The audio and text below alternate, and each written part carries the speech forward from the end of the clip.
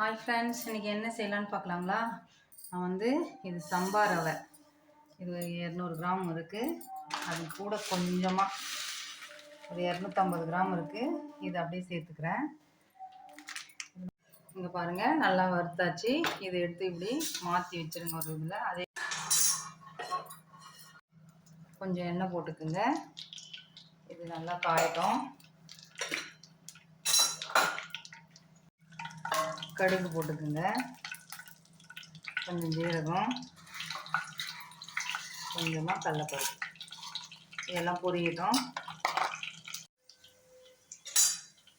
கடுகு ஜீரகம் நல்லா வந்து நமக்கு பொரிஞ்சிட்ருக்கு. கடலைப்பருப்பு நல்லா செவந்துட்டுருக்கு. ஒரு 3-4 பச்சை மிளகாய் காரத்துக்கு ஏற்ற மாதிரி கட் பண்ணி போட்டுக்கோங்க. கொஞ்சம் கருவேப்பிலை போட்டுக்கோங்க. நான் வந்து இதில் 1.25 கப்பு நமக்கு வந்து இந்த சம்பா ரவை இருந்தது, கோதுமை ரவா. இதில் வந்து நான் 3 கப்பு கிட்ட தண்ணி வச்சுருக்கேன், சுடு தண்ணி.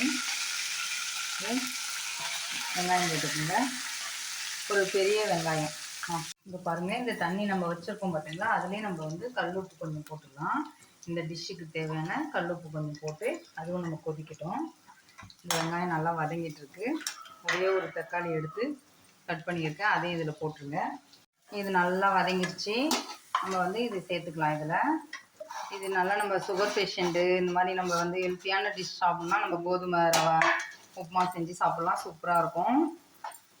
வந்து இது நல்லா வந்து அப்படியே இது பண்ணி வச்சுடுங்க. சுகர் இருக்கிறவங்க தான் சாப்பிட்ணுன்னு கிடையாது ஃப்ரெண்ட்ஸ். எங்கள் பாப்பா வந்து சுகராக இருக்குதுன்னு கேட்குறா. யார் வேணாலும் சாப்பிட்லாம், ஹெல்த்தி டிஷ் இது. இது வந்து நல்லா இது பண்ணி நைட் டின்னருக்கோ காலையில் டிஃபனுக்கோ கண்டிப்பாக செய்யலாம், சூப்பராக இருக்கும். இது வந்து இது நல்லா வதக்கி விட்டுருங்க. இங்கே பாருங்கள் ஃப்ரெண்ட்ஸ், தண்ணி நமக்கு நல்லா கொதிச்சிட்ருக்கு. ஸ்டவ்வை சிம் பண்ணிவிடுங்க. இந்த ஸ்டவ் ஆஃப் பண்ணிவிட்டு இந்த தண்ணி எடுத்து நம்ம இதில் ஊற்றிடலாம். சிம்மு பண்ணிவிட்டு ஊற்றுங்க. நமக்கு உப்புலாம் கரைஞ்சி இருக்கும். இப்போ ஊற்றிடுங்க. இங்கே பாருங்கள் ஃப்ரெண்ட்ஸ், இந்த இடத்துல நீங்கள் வந்து உப்பு செக் பண்ணிக்கங்க. தக்காளி வேணும்னா போடுங்க, வேணான்னா ஸ்கிப் பண்ணிக்கங்க. நான் ஒரு கொஞ்சம் தேங்காய் எடுத்து ஒரு 100 கிராம் இருக்கும் தேங்காய், அதை எடுத்து நான் நல்லா மிக்சியில் போட்டு வச்சுருக்கேன். இது நல்லா நமக்கு வெந்து வரணும். நம்ம ஒரு இது தண்ணி அதிகமாக தான் வச்சுருக்குறோம், ஏன்னா நமக்கு கோதுமை ரவைன்றதால வேகணும். இது நல்லா வேகட்டும். இது வந்து அடுப்பு சிம்மில் வச்சுட்டு கொஞ்சம் தண்ணி இதாகிடுச்சு பாருங்கள். இப்போ நமக்கு வெந்து வரணும். இப்போ நம்ம சிம்மில் வச்சுட்டு மூடி விடலாம். இது இதாகட்டும். பாருங்கள், நம்ம சிம்மில் வச்சு இது பண்ணதால் உதிரியாக வந்திருக்கு பார்த்தீங்களா. இப்போ வந்து தேங்காய் கொஞ்சம் போட்டுக்கோங்க. உங்களுக்கு வேணும்னா ஆப்ஷனல் தான் இதுவும், ஆனால் நல்லாயிருக்கும். போட்டுட்டு கிளறி விடுங்க.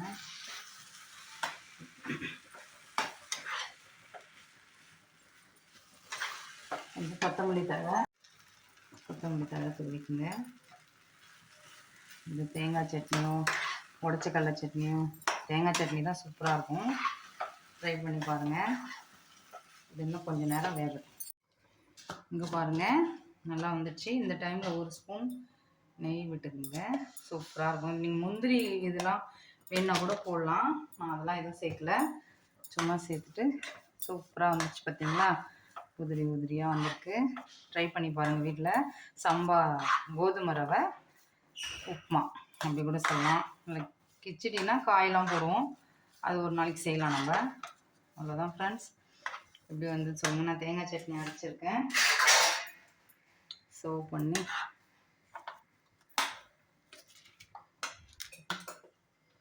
தேங்காயும் வேர்கல்லையும் போட்டு அரைச்சிருக்கேன். ட்ரை பண்ணி பாருங்கள். எப்படி வந்து சொல்லுங்கள். லைக் பண்ணுங்கள், ஷேர் பண்ணுங்கள், சப்ஸ்கிரைப் பண்ணுங்கள். நெக்ஸ்ட் வீடியோவில் பார்க்கலாம். பாய்.